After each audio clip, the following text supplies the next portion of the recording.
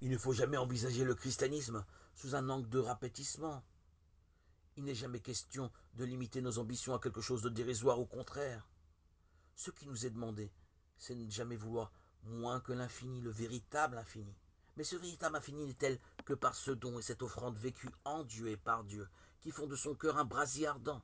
Ce véritable infini est au cœur de Dieu, la flamme éternelle de la charité infinie. Le Christ nous délivre de toute humiliation, de toutes ces hiérarchies, où il y a un en haut, il y a un en bas, où il y a des maîtres et des sujets.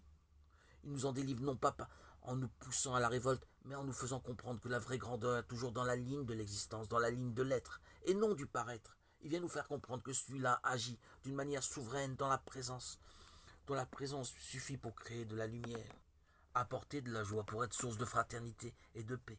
L'évangile n'est aucunement une sorte de consolation donnée à une humanité faible et pleurnicharde. L'évangile se place sous le signe de la grandeur.